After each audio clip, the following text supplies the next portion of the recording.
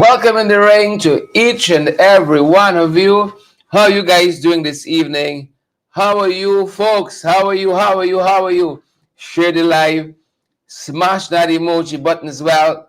Down the road we go, folks. Welcome, welcome, welcome. Happy to have you, Roxanne Odessa. Puran is here. Puran Ramdas says good night, Region 2. Roxanne Odessa, Romel, good to have you. Everil, Joy Dotson, Region 1. Abid is here too. Debbie Hohenkirk. Earl Joyce is here. I see we got Tracy Clark is here. Good evening, Tracy. Tracy.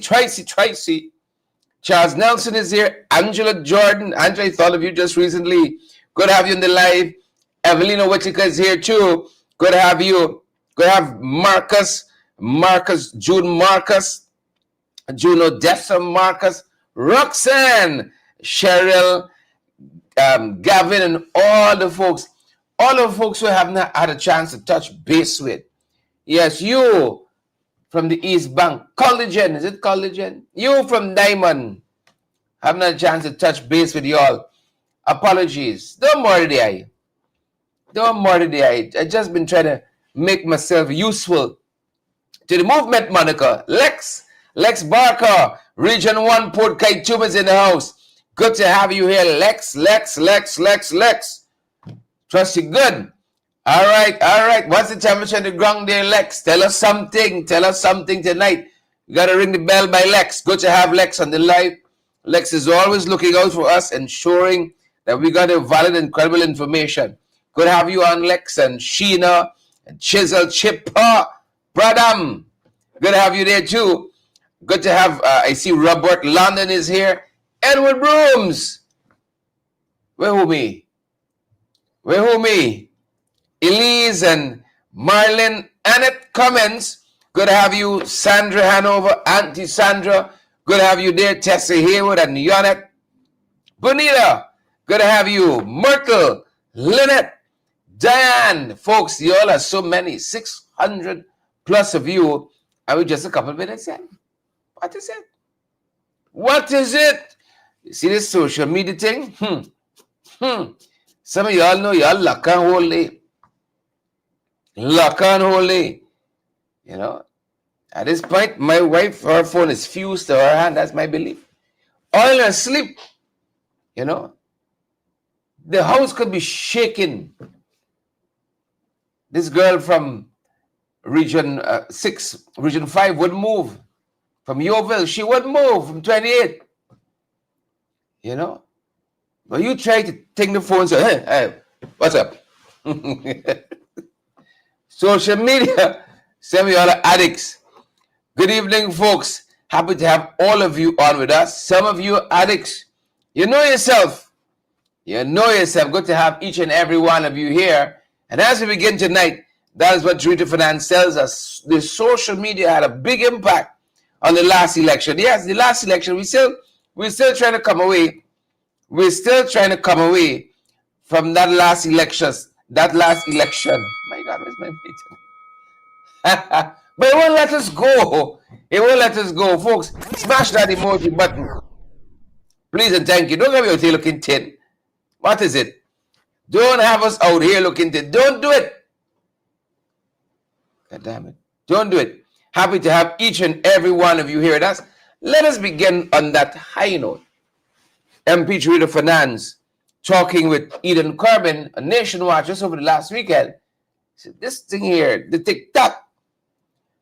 We got to pay more attention to TikTok on this side. The TikTok. Glenn Lal voice. Take a look.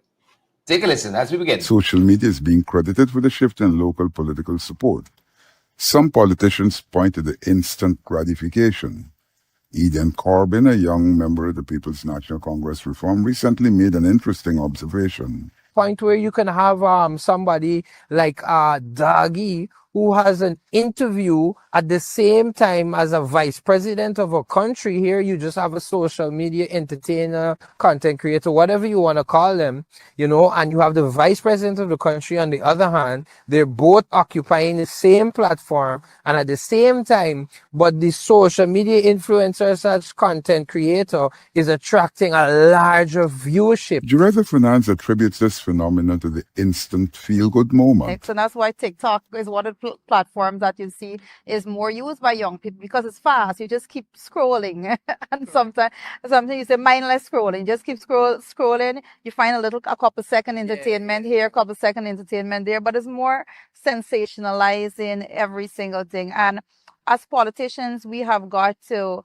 look at the good and bad of all of those facts right now, and we've got to mold ourselves and the way in which we approach this new demographic. She said that the young people aren't prone to listening to a 1-hour interview. If they're not too inclined to sit down and listen to a 1-hour interview, we've got to cut it up in bite sizes. This interview, we may have to just cut it up in bite size. She said that social media played every part in the last elections, but there is no substitute to boots on the ground. One of the things that politicians must never neglect is actually being on the ground and knocking on doors. Nothing beats that. You have to do it. Even in the more technologically advanced countries, you would see during the campaign, they would have door to door. You knock on the doors to make sure persons feel heard, they're seen. And that will never be something that could be replaced. And we all want to be heard and seen. Welcome to our broadcast. If you're now joining us, great to have all of you with us, good folks. How you all doing now? The day is far spent. The night is upon us. How was the day, folks? We hope from the time the sun rose this morning, you hit the ground running. Please and thank you. You hit the ground running. How are you folks doing? Y'all give me some feedback. I'd like to get a little feedback. Jamal Aziz, Lachman Aziz, Gail and Denise and Enid, Mark and Joel, wherever you're joining us from. Folks, I saw Jamal there joining us from Bushla tonight. And I'm so touched from the many places people tune in from. And Jarita is right. The power of social media is so important. Look, yesterday we had a walkabout in North Ruimveldt, and people reach out to you, Duncan, in the ring, Bell. It's not what people call, it's we answer to. But I digress. The power of social media, and people feel they know you. You want to reach out your hand and say hello, and then they say, no, handshake, we's family. We's in the ring family, we's FII family. You have that immediacy. After you've watched us and we've been here with you over 5 years, this is a marriage now.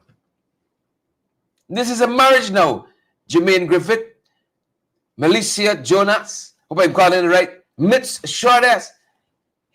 I'm certain some of you who've been talking to each other. Look, Marlene got me name in there. She got 500 people in a commendation saying hello to her. I'm certain they never meet. But that immediacy, you all have been in this place for a little while with us. And you all say, no, this is my brother, my sister.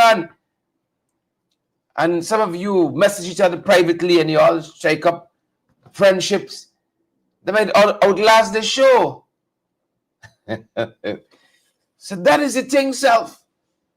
The immediacy of it, how it connects people. So we do these programs because we want to work smarter, not necessarily harder.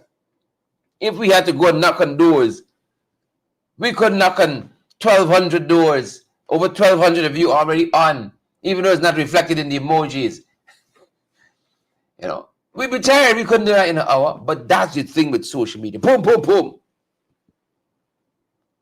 Chanel Wills, thank you for reminding Marlene. How she can forget me? 500 names. Marlene got in a thing there, in a comment. And I ain't there no place. And I facilitating this whole thing. Some of y'all disrespectful, Very disrespectful. With that being said, folks, as I said, we were in Tuckville yesterday in the big yard. We were in the big yard in Tuckville yesterday. Well, let me start at the other end. I'll talk about the big yard in a second. We were in North Ruimveldt. You know, the folks at Sherrod is you, one and only, live and living color. Right? Live and living color. And the folks were so gracious. Everybody know it. Everybody know it. Right? They were very happy to see us. I know they told us, they said, we want to see James. He's across. That's what they said. We want to see James. We want to see James. Grasses. Crosses. That's what they told us. I mean, they went with them high octaves. You know? But you got the point. You get the point. So we were there and the folks were so receptive. And I know some of you have been giving your well wishes on Facebook saying, you know, you like to see us on the ground. I like business. I like work. Right? I like work. So, you know, your boy Vikram Bhatt, he got to me. He said, if you give us a little cash transfers, you give the little cash transfer. We ain't gonna work. I love work. I create work for myself. I create work for myself. You know? We like work. Went out there and we talking with folks. And the guys have been so receptive, so warm, sharing the concern with us, the concerns, as we continue to connect with communities across this country. If we haven't gotten by you yet, it's just that, yet. But we come in. And look, when I come, you all don't be bashful. Right? You all don't be bashful. Open the door, let the man come in. All of we, it's one family. You know, there's more that connects us than separates. I posted a little video today on the cash grant issue. And that thing cuts across the political divide in this country. I see people saying, this is vote Yalinefa. Huh? Make it right, Jack. You make it right. Make it right. But we got to keep talking to people all across this country. And I'm very happy to the people, the good people of North, the independent republic of North Ruimveldt. They said, don't let them cross this come here. I said, well, you know, this is a democracy. We can think. We don't shoot people with pellet and so on, but, you know, hopefully, I say, y'all pray. The fervent prayer of the righteous availeth much. Did I get that scripture correct? Is where that come from?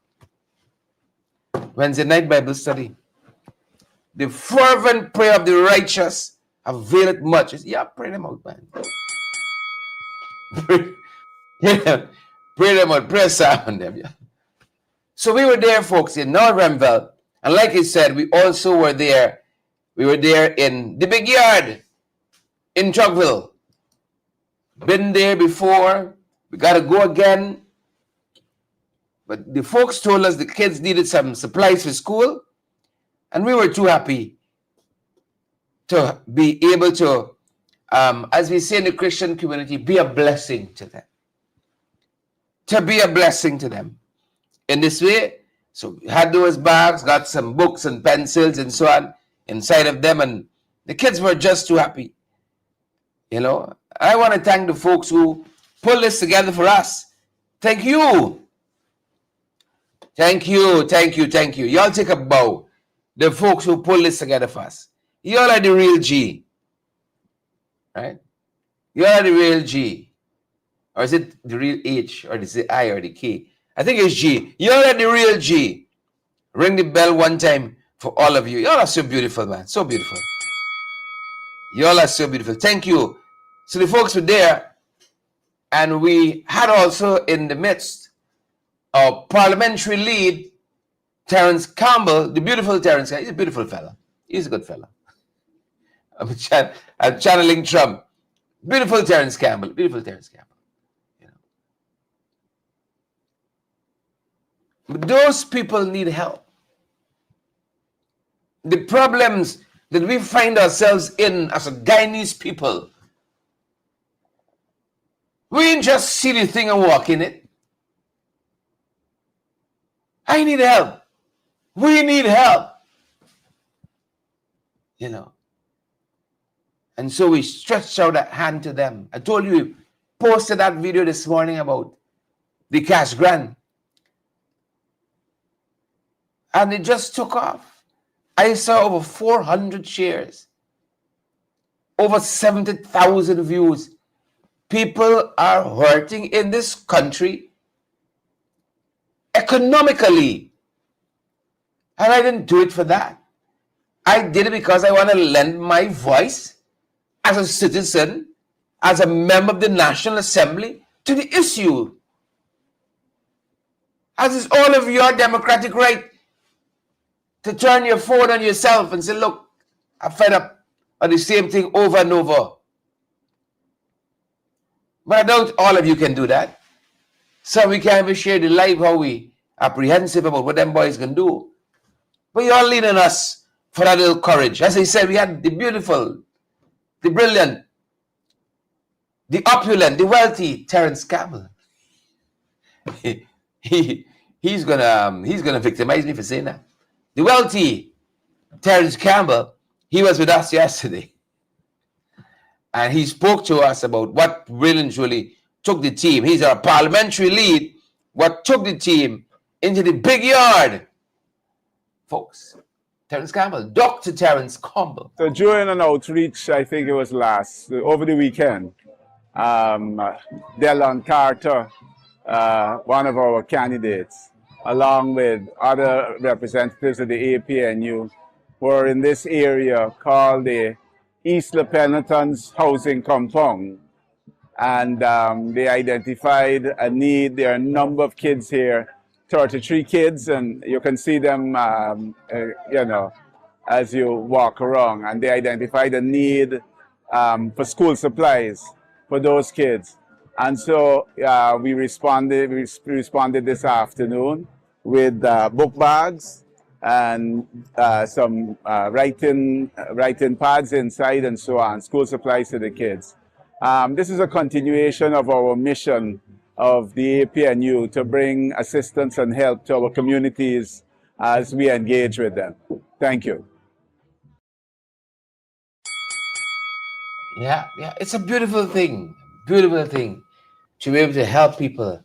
I have gotten so much help during the course of my life, whether it was people giving me money to do something, advice, a guiding hand, a shoulder to brace on. I have had more help than the law would allow. Let us pay it forward. Let us pay it forward. And if you want to help us to do more like that, y'all contact me. Contact me. And let us do this thing.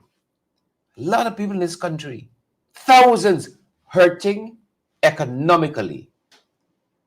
But this government won't do their own thing. And that's one of the reasons why they do not want to convene the National Assembly. Tomorrow morning, I'm going to be speaking on that at 7. Specifically on that issue. 7 a.m. in the morning, I'm going to be speaking on that issue. They're going to convene the National Assembly. It's not the PPP own. The people elected us. You, the people. They're the ones who got to call the thing, convene the thing. But they know why. And I'll tell you why in the morning. I will tell you why in the morning. Also in this outreach yesterday to the big yard, some really beautiful people living there. If you see those kids, how they were so happy, you know. But it's a beautiful thing. It's a beautiful thing. Now, we had also with us yesterday the mayor of the national capital city, the municipality of Georgetown, just back from Florida. And this twinning exercise with Miami, you know, the one and only Alfred Mentor. And as he will tell us, there's some other issues we're also looking at on the ground there in the big yard. This is what we got to do. This is governance. People put you there and you got to go and listen to their concern. and as far as possible, try to alleviate some of the hardship. Alfred Mentor, Mayor of Georgetown, as I said, was with us. Take a look. Take a listen. His worship. Yes, today myself and other comrades of the People National Congress and the APNU Coalition came to this area in Tocqueville on the request of one of the comrades and the people here that the people here need school bag and items for school. And we were able to treat with it. We were able to listen to those concerns and other concerns they have in relation in this area as it relates to trees and some other things that we have to treat with. So our comrades was able to treat with those issues, and we'll have to make another comeback as it relates to the trees and how we will look at how we could treat and help this particular community. We see the way in which the people live, and we believe that there are other things that have to be treated with, like roof and other little refurbishment and maybe painting and so on. However, we could assist as a party. So we've identified those areas, and we'll now be able to put measures in place to remedy it. That's where we are as we speak. That is where we're at, good folks. That is where we're at. That is where we're at. Yeah, had a fantastic time. You know, when you're among the people, you feel so energized.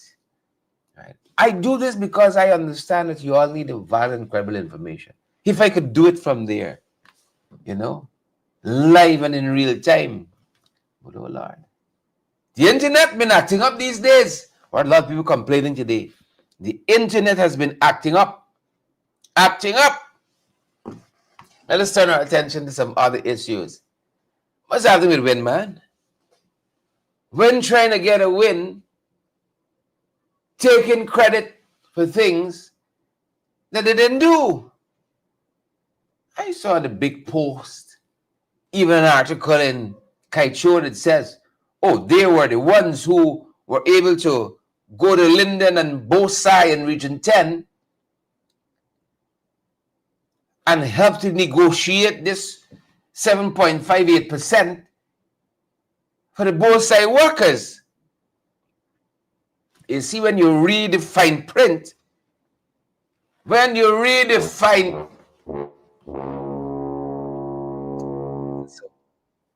was not so. We had a bigger graphic to put credit up there as well. But let it be so for tonight. Because Linden Trade Unionist and NASI representative Lorenzo Joseph, he's rejecting these claims by our presumptive opposition leader, Ashruddin Mohammed, that he played any part in securing the recent Bosai wage settlement. I mean, Lorenzo Joseph was livid. He was so upset. It's not livid anymore, it's livid. On social media.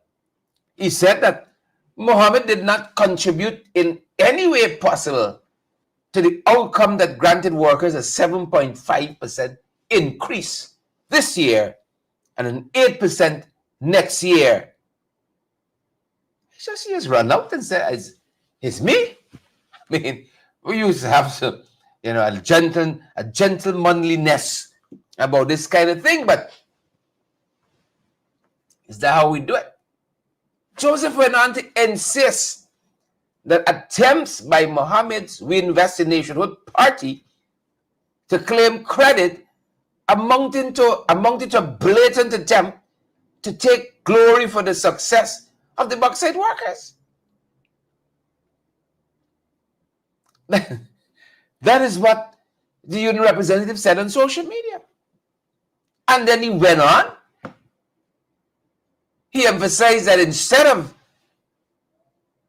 win, he said a decisive role was played by veteran trade unionist Coretta MacDonald and MP Sharma Solomon. That is what he said. Those are the folks, the union representative, Nessie, right? The employee of Bosai who was in the process, he said, these are the folks.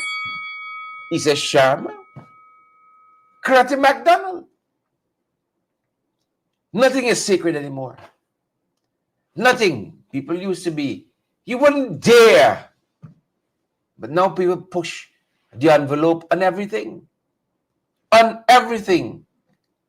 And so there was Lorenzo, this union rep, thanking the duo Solomon and McDonald for their hard work in guiding the workers' negotiation team throughout the conciliation talks with the Ministry of Labor. That's what they said. I mean, we shouldn't allow these things to have to burst out like this. Yeah, you were helpful. You did your thing. You know, what is it? I mean, part of what the man said is that, based on what he said on Facebook, he said Mohammed's involvement amounted to going up, folding his hands and listening. And he said that was it.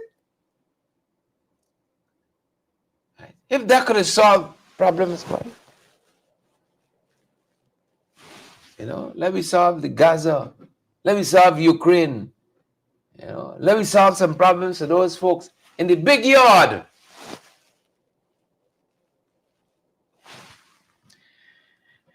Hard work is needed. Hard work is needed. My God, we catch you on the upside. We catch you on the upside. We saw this photograph today, and we saw some commentary out of Leroy Big Smith. Big Smith News Network, I think it is. And we were wondering what's going on here. Leroy said, Big Smith News, that the new Minister of Home Affairs met with the police top brass and Errol Watts there. And I'm not too certain what Big Smith News was pointing out in this photograph. He said, let's put our hands together for the Deputy Commissioner of Police for Operations, Errol Watts. And then Big Smith went on to say, he said, please don't ask. Please don't ask any questions. Just clap for the man and move on. And if you know Leroy issue instructions, I tend to comply. On we shall move. Photo of the day. Deputy Commissioner of Police Errol Watts meeting with the Minister of Home Affairs, the one and only your girl, Onage Waldron. Whatever it means, I don't know. This photograph tells 1,000 words. You pick which 1,000. Whichever 1,000 you want that photograph to tell you. Whichever 1,000. Let it be so. Let it be so. So we did say we're following some other things, good folks. We want to share with you. If you blink in this country, you miss something interesting. Scotiabank. Scotiabank. Scotiabank says that from tomorrow, the 2nd, they're going to be known as Scotiabank Guyana. You know, Scotiabank comes out of Canada. They said they'll be known as Scotiabank Guyana. No, they've been going in this direction for a little while. For a little while now. But then they went on to say that it has no negative implications for their clients, this name change. Then why do it? One way or the other. Why do it? Right?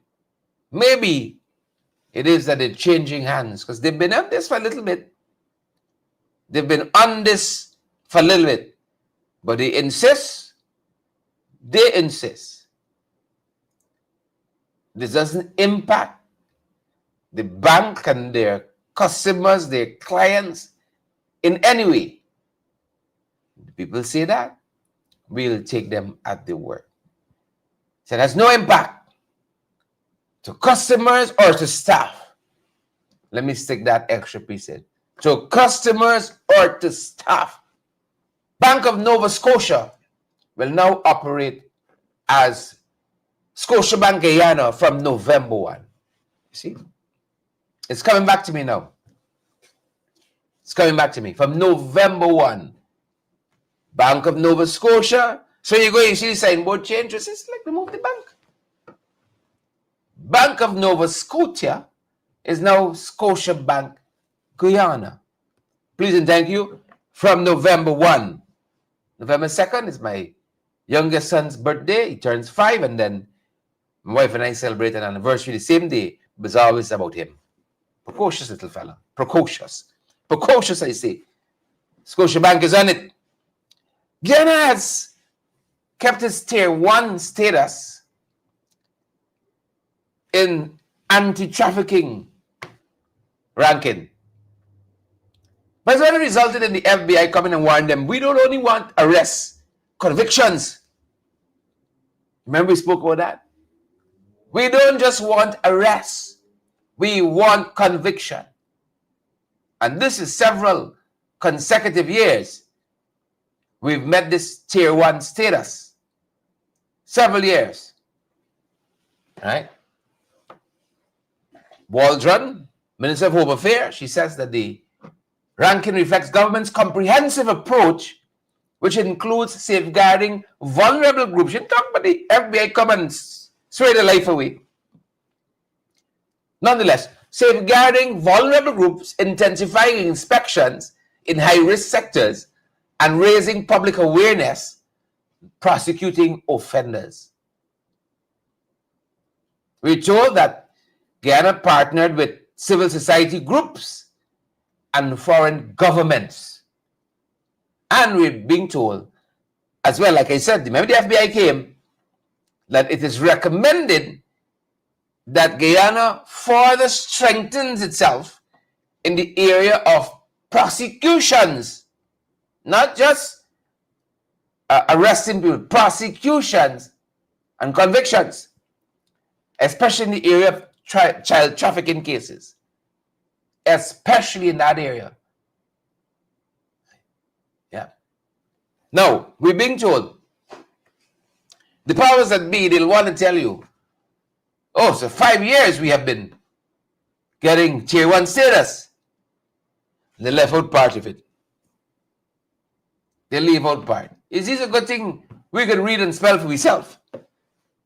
9 consecutive years. Has the government been in power for 9 years? Or is 5? So it's under which government was the rest of the tier 1 status achieved?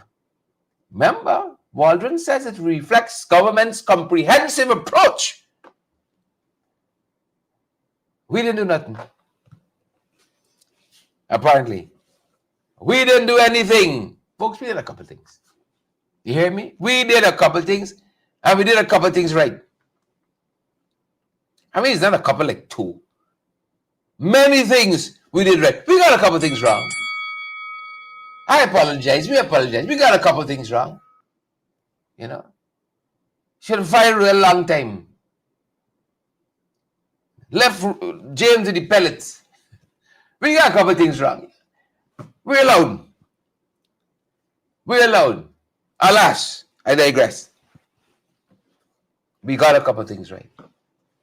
The banking sector changing. To get foreign currency now, they want blood sample, stool sample, hair follicle, skin graft. To get some foreign currency now. Now listen, some businessmen reached out to us. You know, some folks in the business community, they're catching the tail but ashamed to take to social media, and so they call you quiet. They say, this one here, fun look nonsense. Look nonsense. Foreign currency is a flow in this place. Now all of a sudden, it's rationing. You got to produce your bills. Produce your blood sample. This, that. before you could get 500 US from a commercial bank. You know? What is it? They're telling you, I saw this as a one of the things. You can buy business things on your personal credit card. I mean, like, this card is your own. What does it matter to you which card I use? You have to purchase on your business credit card so they could turn you down. All of this is meant to stabilize the foreign currency crisis that we have. My God. You can get 40 proper US dollars if you want to travel overseas. We got right back to the 80s, the 90s in this country. Thank you. Thank you. I know some of you having buyer's remorse now, right? But be careful what you wish for. Be careful what you wish for. Case in point, the cash grant. The cash transfer. Some of you went to the PPP because you also they could deliver it. Another back sally I'll face. Bad policy. Failed model. And you're too ashamed to even say a word on Facebook. You know, listen. I say kudos to those of you who got the courage of your conviction. I saw a young man, he with them. And I saw him pointing out. He said, this bridge here, right? I happy. It's a big, beautiful bridge. But besides that, pure traffic jam. Pure traffic jam coming our way. Compliments to the PPP. I can deal with a fellow like that. He's even-handed. He can say, great, you do nonsense. I with these jagabats, trench crappers. But they're doing nonsense too. Big bridge, 4 lane, all of that. But look what Nancy say now. This thing can be problems here. Problems. I say hats off to you. But some others, they're stifling their conscience. They're only bad for the opposition. They're bad for the government. When it comes to the government, tail between the legs. Some big business people, you know. Sorry for y'all. Buyer's remorse. Cash grant. Failed model.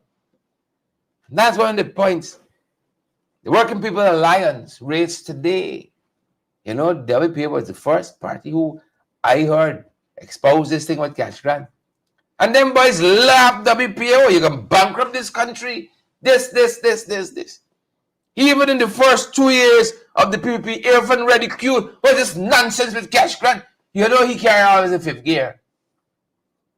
And then as the policies that they implemented brought on this high cost of living at crushing Guyanese, same bridge that just cussing, the cash grant bridge, got to walk over. Dr. David Hines on the very issue of them now walking back on the campaign promise for more cash grants and cash transfers. Minister Vikram Bharat has signaled an end to what the government calls cash grants. In a recent statement, Minister Bharat said that the continued cash grants would cause people to stop working and to stop going to school. Now, after election, the government is saying that cash transfers do not work. This most recent position is the most politically dishonest act in modern Guyanese political history. After touting its commitment to these transfers during the recent election, it denounces them less than a month after. That was Dr. David Hines. He said that Minister Bharat's comments about people refusing to work is most insulting. The comments are coming from a party that boasts about its record of aiding poor people. The minister's statement that cash transfers are not distributed in the USA and other countries shows how unfamiliar he is with the issues at hand. Anyone who has been following cash transfers would know that In some states in the United States, such as Alaska, cash transfers are the norm. Other countries around the world, in Latin America, in our English-speaking Caribbean, in parts of Africa, cash transfers are routine. After the initial resistance, the government introduced a cash transfer in the run-up to the elections. Such was the case that overseas-based Guyanese traveled to Guyana for the money. Dr. Hines said that the cash transfers are one of the means to aid in poverty alleviation. We heard the president in his inauguration saying that he intends to tackle poverty. We ask, how do you intend to tackle poverty when you are denouncing one of the most popular policies that has been used around the world to get rid of poverty? Yeah. You can listen. Fold your hand and listen. You're fun. I put on dark shades too. Poof! Poverty is gone. Poverty is gone. Nothing is sacred anymore. Fastest growing economy in the world. Where have I seen this movie before? Cemetery, damage to tombs, people thieving sand from the burial ground. Some of y'all in houses, you're hearing songs late at nights. You don't know what you don't know. The sand that makes the concrete could be dead man's sand. You know where you know. Nothing is sacred. This is Guyana. That's the national motto. This is Guyana. Contractors being blamed for damages to tombs under quarantine. Police and local authorities there have opened an investigation, they tell us, after a contractor excavating near they tell us, this cemetery under quarantine. Is it Mayoral Cemetery under quarantine? Damaged several tombs. Jesus. They said this happened in collusion with a neighborhood Democratic Council employee. It used to be when you pass in the church, cemetery, you'd pay respects.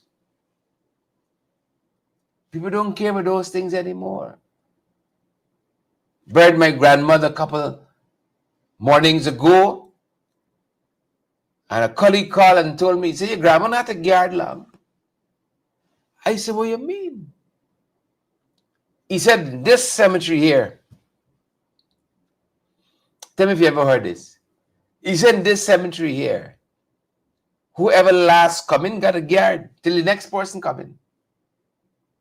He said, look, uncle, Temba, come just after she, the day after she. Your grandmother not a guard long. You see? That's when people passing burial ground, listen. You know? Rest in peace, Georgie. You know? Now people breaking in Georgie tomb. Tembo, who's Tembo? They thieve the clothes off your grandmother if they get a chance to. People are thieving sand out of the burial ground just the other day. Wasn't it Rosignol? Huh? No respect. Never respect human life. Don't we always talk about how cheap human life in this country is valued? It's dead they can value. Huh? It's dead they can value. But listen to this. According to relatives of the deceased, a Chinese contractor admitted the error and offered compensation, but did not properly restore the graves.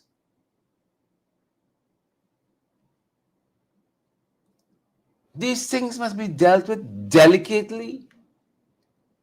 This, if you want to know anything about a country, look how they treat the dead. Some of you who are in the West, some of you up north, You know you could go in the burial and have picnic. The thing is so pristine. You don't have that fear. And I realize it's not that it's fear of the dead. When you see the jungle that some of these places have become, you wonder.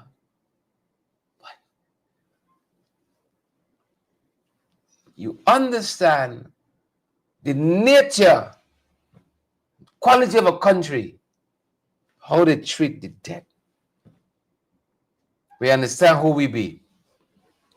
We got a long way to go. Very, very long. Agriculture Month has been launched. Tell it to the sugar workers. Tell it to the people who can't get a rice sell. Agriculture Month. Look, moving on. Don't waste your time. Moving on. They ain't come and tell you all kind of fluffy things. It's like a fuffle you. Fluffy story. And it wasn't it Sonia, or was it, what the guy name again? Telling us just the other day. Rodriguez. Telling us just recently. Recently, crime gone down. When she went to the Americans to lift the travel advisory. Telling us, crime gone down. And there are two people in Lamaha Park just yesterday. Just yesterday. See, you all must know who you're going to kerfuffle. Just yesterday, they robbed two people in Lamaha Park. What is it? What is it? And we can rattle off so many of this over the last 24 hours. When he is trying to tell people, Her Excellency Nicole Terrio, the crime gone down. Lift this thing. But remember, the ministers are going back for the information. Hold on. He gone down, take my word. I'm going for the data. I'm going for the statistics. I'm going for the stats. You're going to walk with the thing. Please and thank you. Walk with it. Just yesterday, they robbed two people in Lamaha Park. You all think it easy now? You better think again. You better think again. So we're watching this. Among other things. Well, it's not two. 3 people. 3 people robbed. Thank you. 3 people robbed at gunpoint at a shop in Lamaha Park on Tuesday afternoon. They tell us police hunting 2 suspects. In All Boys Town. In All Boys Town. Shots were fired last night. A car was hit by that gunfire. That's on the active investigation in Alberton. In Ruimveldt, a pensioner was robbed of a licensed shotgun and valuables in a daylight attack. Right. I hope the minister listening. Minister Rodriguez. And then, of course, carnage on the road and waterways. Pedestrian killed in Manripo. An early morning crash. Quite recently, police investigating that. We told you just this morning. Anita Varsha Chetram, Akeem Biggs, Bristol, remanded, conspiracy to commit murder. Conspiracy to commit murder. Anthony Robert June, jailed for 6 months for stealing tires. Bartica, Roger Goatman Simon, jailed for 2 years. Cannabis trafficking. And then violence against women and girls. Violence against women and girls. And now young boys too. Boys. Right. We're seeing a plethora of this now. Breaches of protection orders. Among a number of other things. Right. Please and thank you. My God. It's a lot. It's a lot. And then we get this, saw this breaking just today. Gentleman sentenced in the US over multi-million-dollar US aid HIV test kits fraud. See, some people got the flag flying high. Got the flag flying high. And then some other people, not so much. Not so much. Not so much. I know some of you in the diaspora, they're doing well. Got the flag flying high. But it's only take one bad egg to bring all the good eggs under the microscope. Under the microscope. Hastening to complete. Tomorrow we're hearing this a verdict, judgment being handed down in this ballot case involving Fort Ghana movement. We're looking towards that. Cleanup of Georgetown started. Folks, how much cleanup the government had in Georgetown over the last 5 years? Had nothing dawning on them. We got to do something different. How many cleanup activities? And nothing in telling them we got to do something different. We can't do this thing alone. You need buy-in from other segments of society, other stakeholders, but not them. They can keep doing the same thing over and over and over and expect a different result. I shouldn't say they, the government, we will keep doing the same thing over and over and expect a different result. Ain't gonna happen.